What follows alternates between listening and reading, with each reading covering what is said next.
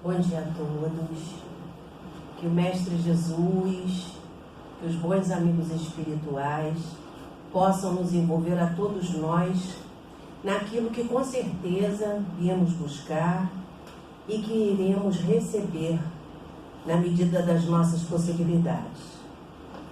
Hoje o assunto que nos traz ao estudo é um assunto sublime, porque nos fala da vida de Kardec, do nosso codificador, daquele ao qual devemos a referência de toda a doutrina espírita, porque ele codificou essa doutrina, ele nos deu o entendimento a partir do seu acervo de espírito imortal, obviamente, porque vemos, por exemplo, no Evangelho segundo o Espiritismo, as várias passagens em que ele mesmo comenta antes das instruções dos Espíritos, que são o complemento do que até então seria necessário para que nós tivéssemos uma abrangência maior do objetivo do estudo naquele ponto estudado.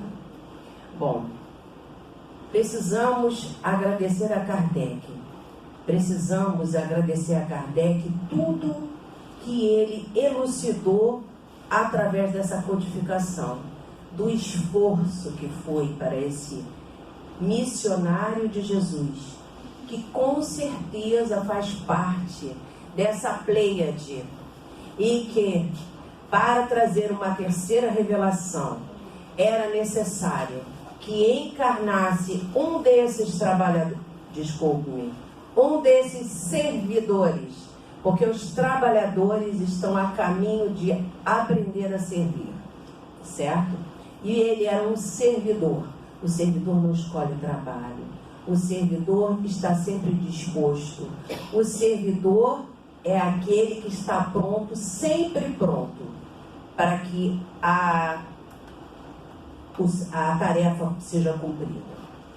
Nós temos várias referências na doutrina espírita dessa participação de Kardec, sempre baseada nas comunicações que aconteciam paralelamente à vinda dos livros. Primeiro o Livro dos Espíritos, em 18 de abril de 1857, depois o Livro dos Médiuns, logo depois também o Evangelho segundo o Espiritismo, trazendo a moral, né, que viria coroar todo aquele entendimento, todas aquelas instruções, todas aquelas relações que foram explicadas e trazidas nos livros dos médiuns, dessa relação do mundo espiritual e do mundo material. Então, e tendo como base, obviamente, o Livro dos Espíritos, que abrange toda o nosso Pentateuco. Mas nós temos também a cereja do bolo, a gente pode dizer, né, do nosso Pentateuco, uma cereja muito especial, que é Obras Póstumas, né? Obras Póstumas vem trazendo todas as anotações, toda essa relação estabelecida de Kardec junto ao plano espiritual durante a elaboração da codificação. Todo o seu sentimento, todas as suas dúvidas e todas as orientações espirituais estabelecidas com o Espírito Verdade e todos aqueles espíritos incumbidos de nos trazerem essas revelações. Então, antes de falar propriamente de Kardec, nós vamos falar do professor Rivael, porque a natureza não dá saltos.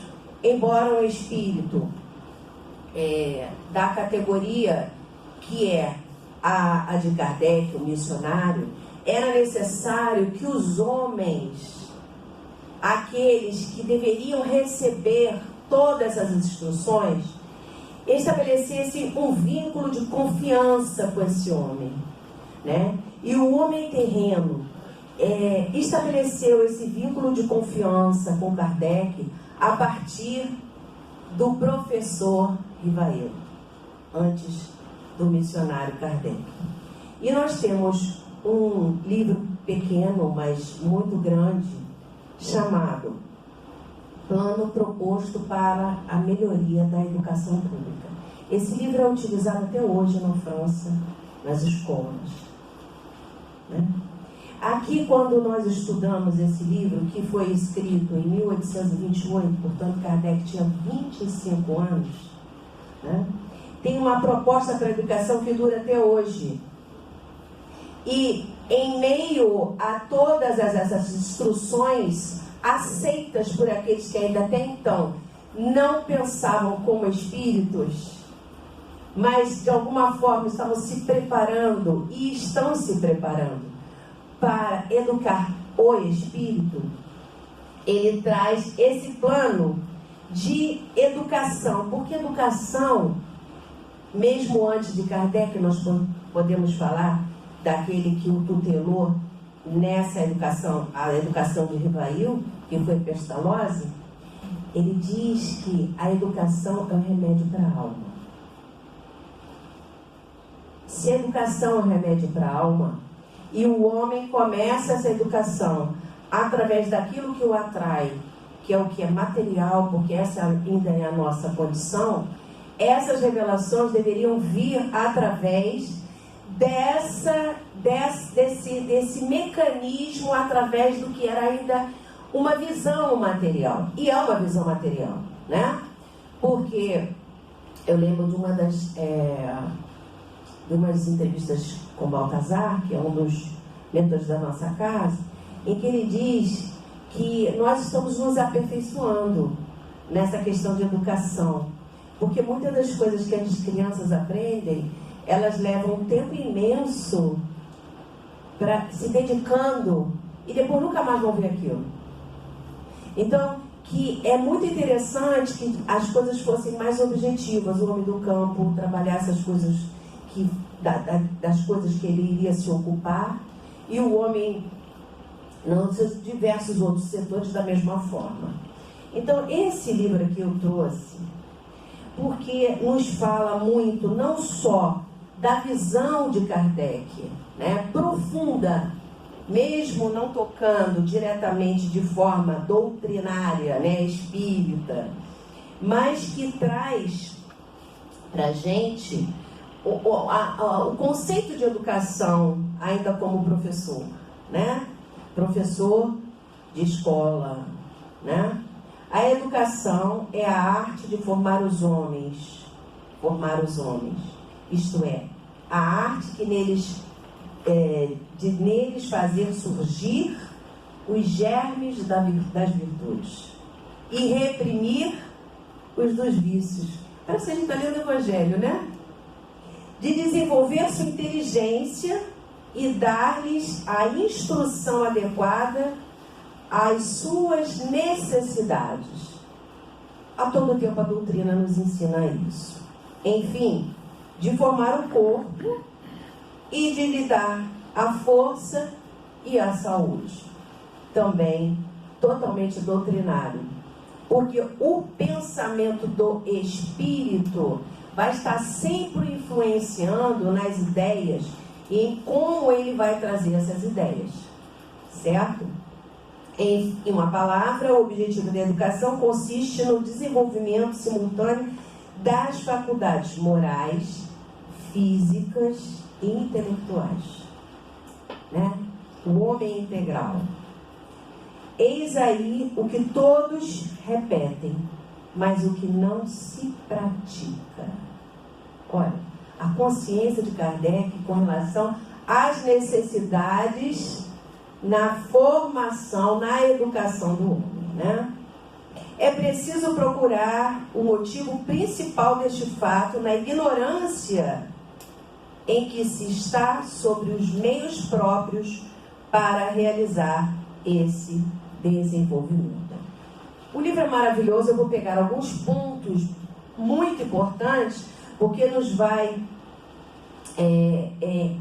nos dá entendimento da profundidade que esse espírito, ainda como professor, tinha de algo que ele iria trazer à humanidade de uma forma mais profunda com a doutrina espírita. A origem das qualidades morais encontra-se nas impressões, olha só, nas impressões que a criança recebe desde o seu nascimento. Talvez mesmo antes. E que podem atuar com mais ou menos energia sobre seu espírito, no bem e no mal.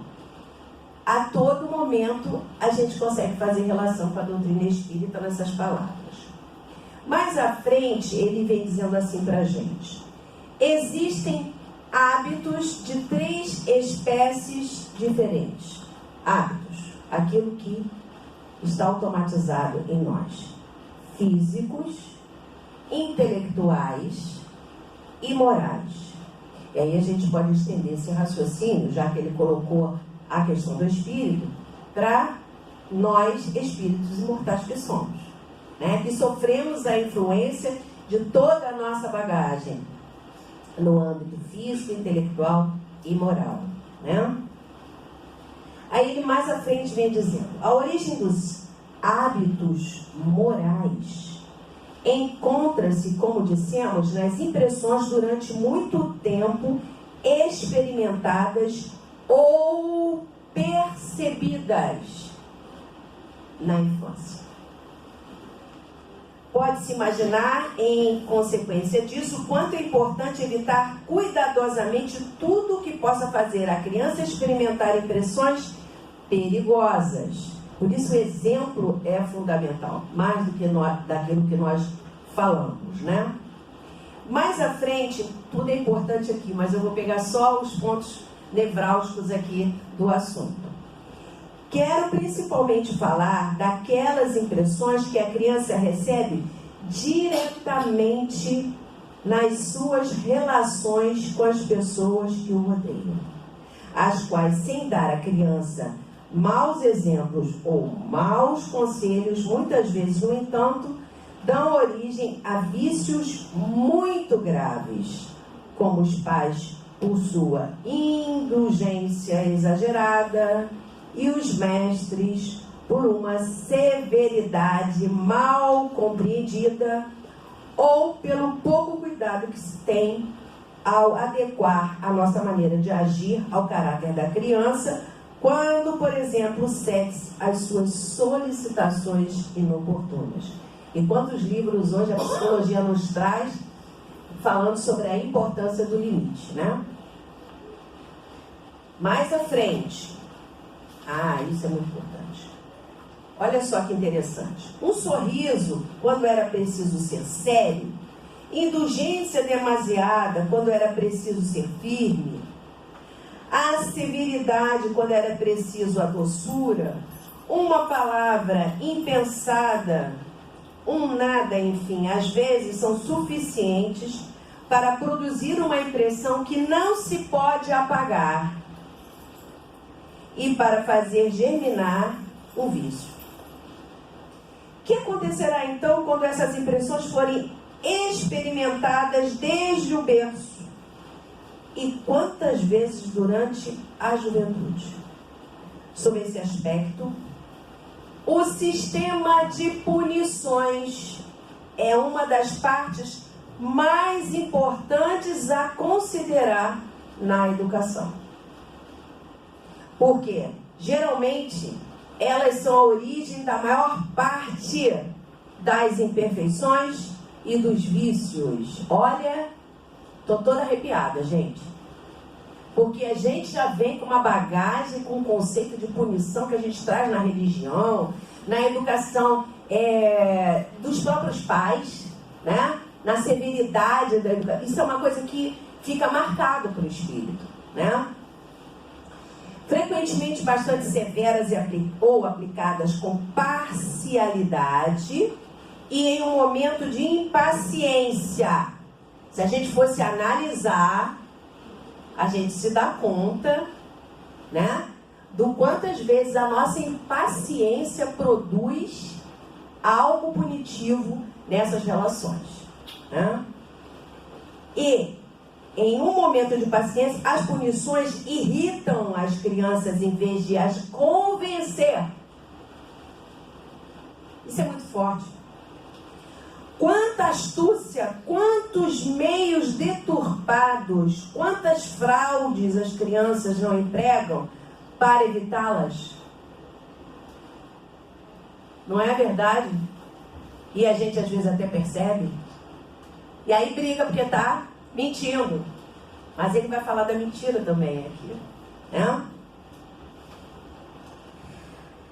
É assim que se lança nelas a semente da má fé e da hipocrisia. E é essas muitas vezes o único resultado que se obtém disso. A criança irritada e não convencida só se submete à força. Nada, à força. E os espíritos nos tratam como? Nunca impondo nada. Sempre esclarecendo e muitas das vezes nos dando tempo para que nós venhamos a amadurecer as ideias que estamos em contato, para que por nós mesmos nós venhamos a realizar o que é preciso. Isso é amor. E nós, com certeza, queremos o melhor para os nossos filhos. Olha a preocupação desse espírito, Kardec. Eu estou me demorando um pouco aqui, e não é à toa. Eu fui intuída para trazer esse assunto aqui. Rose, estava com outra ideia. Mas eu fui intuída para trazer, porque eu estou dentro de uma escola. Tinha tudo a ver, né? Mas vamos lá. E ele diz assim: e é essas, muitas vezes, o único resultado que se obtém disso. A criança irritada e não convencida só se submete à força. Nada lhe prova que agiu mal. Ela sabe somente que não agiu de acordo com a vontade de seu mestre. E essa vontade a criança considera não como uma coisa justa e racional. Olha, doutrina raciocinada. Olha só, como vem depois Kardec para a gente, né? Mas como um capricho ou uma violência, ela sempre se julga submetida à arbitrariedade.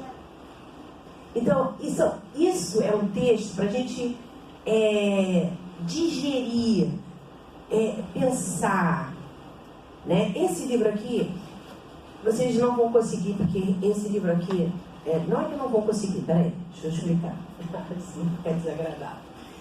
Esse livro foi editado pela nossa gráfica lá no CELD para o primeiro encontro de pedagogia. Eu mesma só adquiri isso na internet. Então, se vocês, vou deixar aqui, até botar aqui, ó, mostrar, tá? Para vocês pedirem e procurarem em sebos ou na internet. Ele merece a leitura completa, né? Tem uma outra página aqui, eu vou ficar pulando e não vou me estender o tempo todo nele, porque eu quero falar não só de Rivail, eu quero falar de Kardec também. É o mesmo espírito, mas os momentos são diferentes, né? Ele mais à frente diz assim: os outros meios que se emprega geralmente não são mais eficazes e serão, e sem serem tão viciosos, não tem menos consequências funestas. É hábito, por exemplo, castigar as crianças com castigo, com pensos. Pensa que ele diz que é tarefa, dever, obrigação. Ah, você fez isso? Então você vai fazer isso. Aí ele vem nos explicando o seguinte: ou seja, para fazer com que amem o trabalho, dá-se a ela por punição o trabalho. Dá como punição o trabalho. Lembrem, no Livro dos Espíritos, o trabalho é uma lei, né? A lei do trabalho. A gente tem que pensar nisso. E a gente coloca para a criança como uma punição. Como é que a criança vai gostar de trabalhar? A gente pode dizer que muitos não gostam de trabalhar por causa disso, né? Não só por isso, né? Vamos devagar. Mas, no momento em que nós tínhamos a oportunidade de ratificar tudo isso, de dar uma outra visão, porque a criança, na época que ela está na infância, a infância da criança, mesmo a juventude, mas eu digo mais a parte da infância, ela é uma esponjinha. E ela absorve tudo isso com muita facilidade, principalmente com amor. Né? Assim como ela absorve a punição e o castigo, também como uma esponjinha. É isso que a gente precisa pensar, né? Aí eles vão dizendo assim, olha só, são preguiçosas, são mentirosas, são muito ativas, são muito indolentes. É a panaceia universal para todas as doenças morais.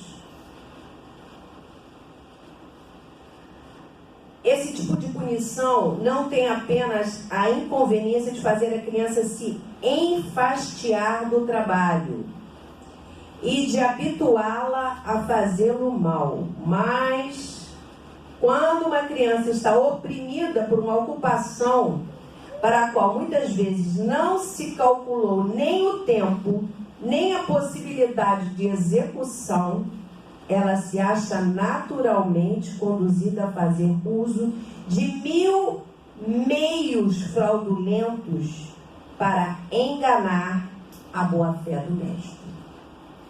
Isso é uma aula, né, gente? É uma aula do professor Rivail para a gente.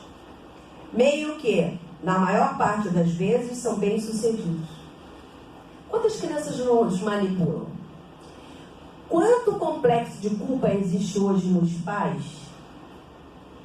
E esses pais se deixam por esse complexo de culpa, e a gente vai analisar até onde cada um de nós se encaixa nisso. E aí nós temos os vizinhos da casa, que manipulam são espíritos, nunca esqueçamos disso. E manipulam os adultos. E o complexo de culpa o permite. Né? Mais à frente, bom, o que não falta aqui é coisas sublinhadas. Vale a pena investir nessas reflexões. Porque essas reflexões foram também a base que Pestalozzi passou aos seus alunos. Onde a gente diz assim, Deus está na natureza. Mas aonde nós encontramos esse contato das crianças com a natureza? Em meio à educação. Se o colégio, a escola, não permite, a gente mora numa cidade muito grande, nós, pais, precisamos realizar isso. Porque muitas das vezes nós transferimos a responsabilidade dessa educação para o colégio, para a escola. Esquecendo que nós temos a instrução intelectual. Obviamente, em acordo com a parte moral. Mas a base é na nossa casa, no nosso lar, na nossa família. Os nossos exemplos. E tudo isso Kardec recebeu e já tinha, mas se impregnou ainda mais nele, porque era necessário até que se despertasse do que estava adormecido no esquecimento do passado, muitas dessas coisas. Né? Então, Kardec foi um intelectual vamos falar, professor Rivail foi um intelectual, né? E foi, porque o Rivail morreu, quem morreu foi o espírito. Ele estava Rivail, né? E continua espírito. Então ele foi um intelectual reconhecido internacionalmente, era substituto de Pestalozzi. Aos 17 anos ele substituiu Pestalozzi nas aulas de latim. Não é pouca coisa. Idiomas, olha, muitos idiomas. Pode pensar aí o que vocês quiserem. Acho que ele falava 12 idiomas. Mas não é falar, escrever. Não é para qualquer espírito também, né? A gente sabe. A articulação das palavras, elas precisam de uma forma. Por exemplo, meu marido é judeu. A língua dele lá, o hebraico dele, o russo, aquelas... Eu não consigo falar aquilo. Yiddish, hebraico, não consigo. Literalmente. Porque não existe em mim, na minha forma, a possibilidade de articular essas palavras, as fonéticas. Então eu vou repetir 200 mil vezes a palavra e não vai ser com aquela fonética. Como a minha sogra, que não conseguia falar maçã. Ela fala maçã. Maçã. Ela falava diferente também. Também não tinha essa forma. Isso nos diz o quanto a gente esteve ou não esteve em determinados pontos do globo, como espírito também. E Kardec é um espírito velho, né? Kardec, quando começa a trazer esse acervo para todos nós, ele, na verdade, que é professor Rivail, ele passa a se chamar Kardec, que é um druida do passado, uma outra encarnação dele mesmo, né? Aí vocês vão dizer assim, mas Kardec é só intelectual, né? E espírito missionário, da pleia de Jesus. É fácil. Tudo que ele fez foi muito fácil para ele. É verdade que para nós seria, no momento, ao menos, impossível. Mas para ele também foi muito difícil.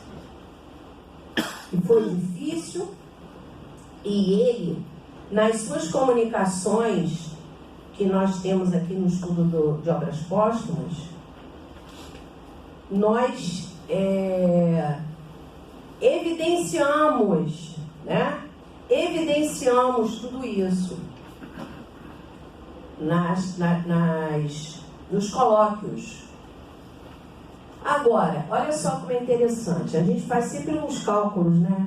Quanto tempo o missionário ficou, quanto tempo levou para trazer a sua missão. Eu faço muito isso de Paulo de Tarso.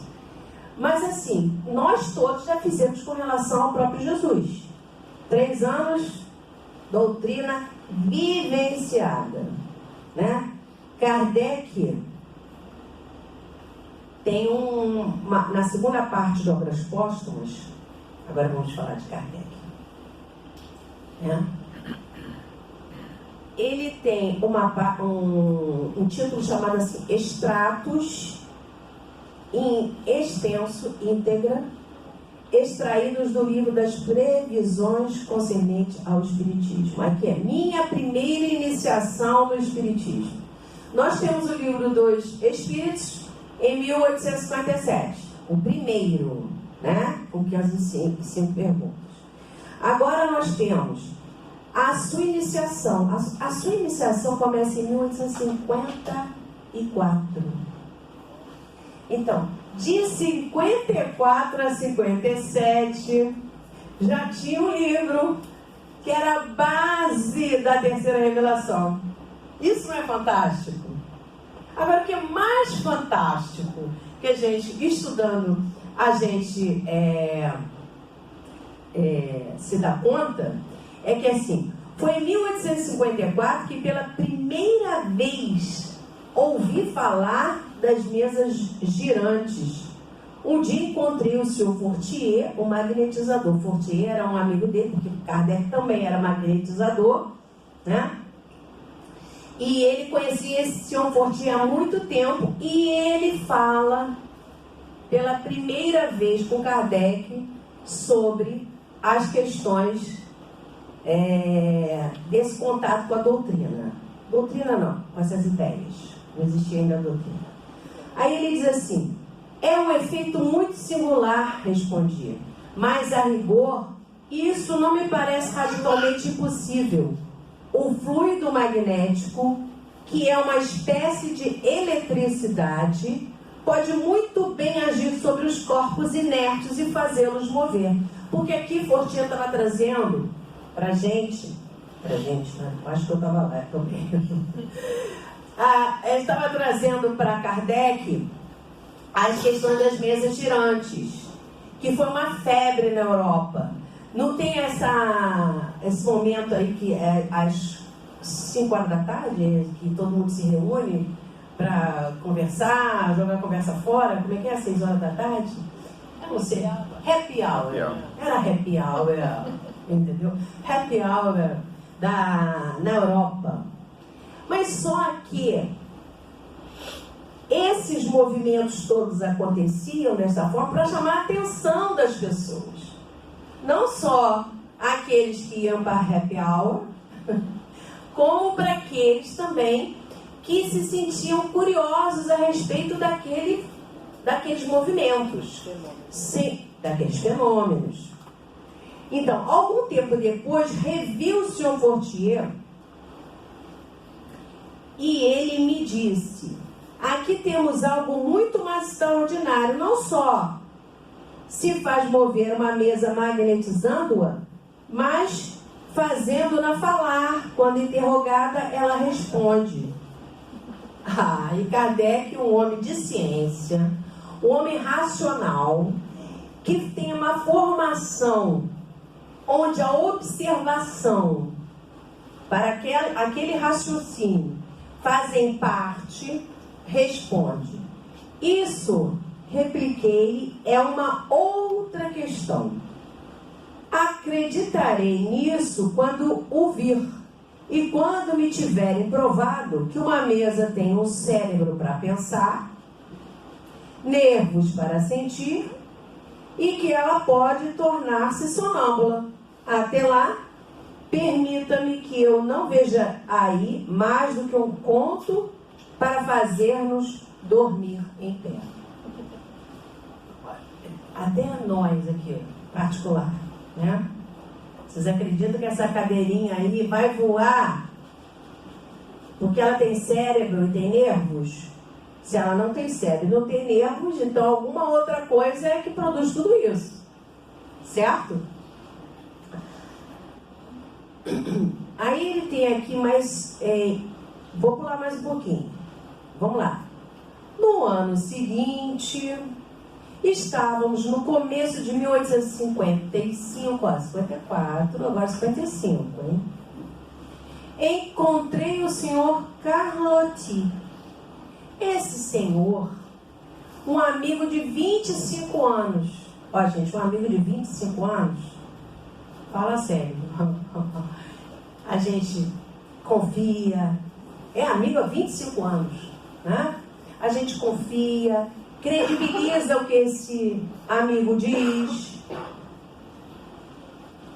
mas ainda assim, que me falou desses fenômenos durante quase 1 hora, com um entusiasmo que consagrava todas as novas ideias.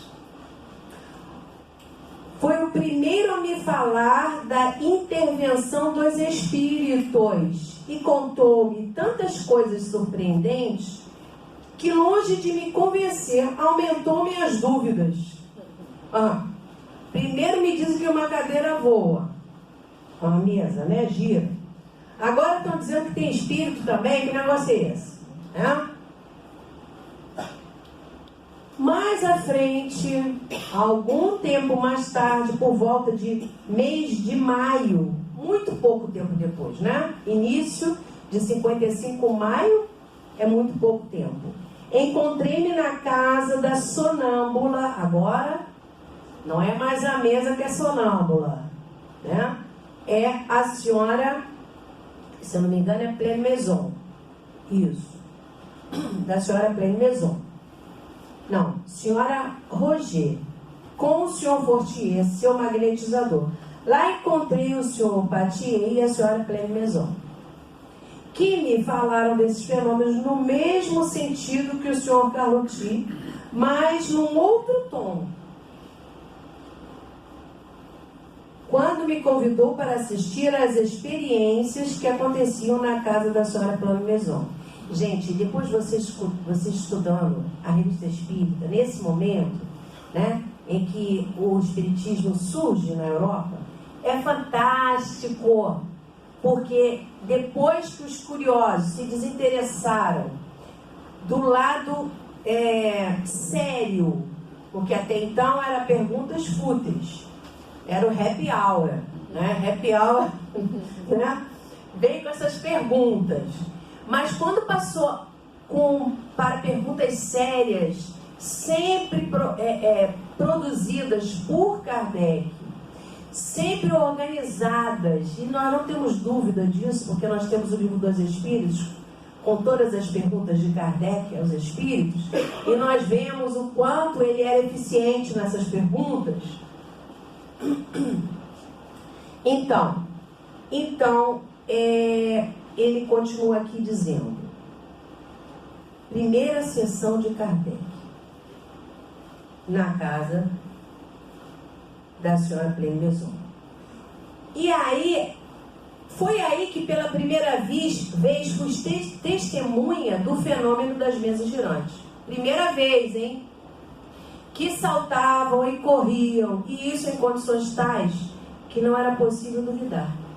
Vi aí também alguns ensaios muito perfeitos da escrita com as médiuns, né, sobre a mediúnica, escrita mediúnica sobre a ardósia com a ajuda da cesta. E aí tem as duas médiuns, né? Tem sempre duas médiuns. Aqui no caso, as duas médiuns eram a Julienne e Caroline, uma de 14 e outra de 18 anos. Só jovem. Hã? Aí continua. Entrevi sobre essas futilidades aparentes e a espécie de jogo que fazia daqueles fenômenos algo sério, com a revelação de uma nova lei na qual permitia a mim mesmo aprofundar. Logo ofereceu-se a ocasião de observar mais atentamente, como ainda não tinha podido fazê-lo. Numa das reuniões da senhora Pleine Maison, conheci a família Boudin, que é a família onde as duas médias, Julienne e Caroline, 14 e 18 anos, passa Kardec, então, a fazer essas reuniões frequentes, né? Se apresenta o espírito Zéfiro, que era o espírito protetor da família, né? Que é... Eu estou pulando aqui, tá? Vocês estão curiosos, não estão? Vocês têm que comprar obras póstumas e ler. É muito bom. E mais à frente ele vem dizendo assim: foi nessas reuniões, que fiz meus primeiros estudos sérios do Espiritismo. Menos ainda por meio de revelações que pelas observações. Apliquei a essa nova ciência, como fizera até então, o método experimental. Nunca elaborei teorias pré-concebidas, observava atentamente, comparava, deduzia as consequências dos efeitos, eu procurava remontar as causas pela dedução e o encadeamento lógico dos fatos, só admitindo como válida uma explicação quando ela pudesse resolver todas as dificuldades da questão. Severo, mas eficiente. É assim que sempre procedi Vamos ver a questão de Kardec, a educação Pestalozzi, a sua aplicação de tudo o que ele vinha até então aprendendo como mestre, professor, né? Diretor de colégio, teve colégio também, né? Desde a idade de 15 a 16 anos, compreendi antes de tudo a gravidade da exploração que ia empreender. Entrevi nesses fenômenos a chave do problema tão obscuro e tão controvertido do passado e do futuro da humanidade. A solução do que procurara durante toda a minha vida. Era, numa palavra, toda uma revolução nas ideias e nas crenças. Era necessário, pois, agir com circunspecção e não com leviandade. Ser positivamente e não idealista. Ser positivista e não idealista, para não se deixar levar pelas ilusões. E aí, ele diz assim, é muita coisa importante, né? O que não é importante, Kardec? Vamos lá. Esta verdade, reconhecida desde o princípio, preservou-me do grave escolho de crer na sua infabilidade e me impediu de formular teorias prematuras sobre o dizer de um único ou de alguns. Isso quer dizer, se eu tenho um arquivo, ela tem um arquivo, ela tem outro arquivo, nós vamos somar esses arquivos. Eu tenho certeza que cada um que veio aqui durante a semana para falar de Kardec apontou um ponto de Kardec. E que nós que acompanhamos tivemos a oportunidade de somar esses pontos e refletir nesses pontos para as nossas vidas. Então é isso que ele está falando, né? Então, há essa questão da unidade. Olha o respeito à unidade. 5 minutos. Vamos lá.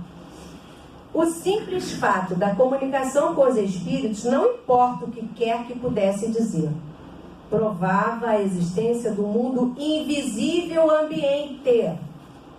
Já era um ponto capital, um campo imenso aberto às nossas explorações, a chave de uma multidão de fenômenos inexplicáveis. O segundo ponto, não menos importante, era o de conhecer o estado deste mundo, seus costumes, se podemos nos exprimir assim. Vi logo que cada espírito, em razão de sua posição pessoal e de seus conhecimentos, desvendavam-me uma fase absolutamente como quando se chega a conhecer o estado de um país, interrogando os habitantes de todas as classes e de todas as condições. Cabe ao observador formar o conjunto. Aí vocês vão dizer assim, tá vendo? Olha, não foi tão difícil, né? Eu separei aqui um evangelho, porque na fala dele com o Espírito de Verdade, que não vai dar tempo de eu falar, porque agora eu só tenho quase 1 minuto, né? Então, na fala dele, na conversa mensal que eles tinham no primeiro momento, ali ficou muito claro que não ia ser fácil essa missão, que ia depender dele, assim como depende de nós. O que nós não podemos fazer é nos colocar na posição de Kardec, nem nos comparar, mas sim vasculhar em nós mesmos as nossas necessidades e dessas necessidades nos aplicarmos em fazê-las com mais perfeição. Com mais perfeição. A natureza não dá salto. A gente não vai começar a se exigir mais do que a gente pode, né? Então, para fechar, eu vou ler aqui um pedacinho da questão do pedir e obtereis. Os bons espíritos em nada impedem os decretos de Deus. Eles não suspendem o curso das leis da natureza. É a nós que eles impedem de infringir essas leis. Então, quando a gente for fazer a nossa prece, a gente não pede, ou não deve pedir, para tirar os obstáculos que são as oportunidades da gente se vencer. Mas o que a gente vai pedir? A gente vai pedir força. E nesse estreitamento, nessa busca junto aos espíritos superiores, o que vai acontecer? Uma maior possibilidade de influência desses espíritos nos nossos pensamentos, nos dando opções melhores para somar as que nós já tínhamos. E aí nós vamos escolher, para que nós possamos ter o mérito também das nossas escolhas. E ele continua dizendo assim, para fechar, tá? Eles o fazem sem que o percebamos de maneira oculta, para não subjugar a nossa vontade. O homem se encontra então na posição daquele que solicita bons conselhos e os pratica quando os escuta, quando é dócil a esses conselhos, mas que sempre é livre para segui-los ou não. Né? É muito importante a gente colocar isso, porque eu sempre lembro de várias passagens desses espíritos missionários, quando eles, nos momentos mais difíceis da caminhada, eles vinculam o pensamento a Jesus. E vincular o pensamento a Jesus é vincular o pensamento a Deus. Não porque Jesus seja Deus, obviamente, mas Jesus é o reflexo de Deus e está cuidando de nós. Então, nesses momentos difíceis, lembremos-nos e nos ocupemos para que possamos nos lembrar de tudo que estamos estudando, fresquinho aqui na nossa cabecinha, e peçamos a força a Jesus para que nós venhamos, de fato, a melhor escolha. Porque nós estamos construindo o nosso futuro com as escolhas que estamos fazendo. E se estivermos escolhendo segundo os conselhos de Jesus, com certeza, desde já, estaremos contribuindo junto à humanidade para um mundo melhor. Muita paz.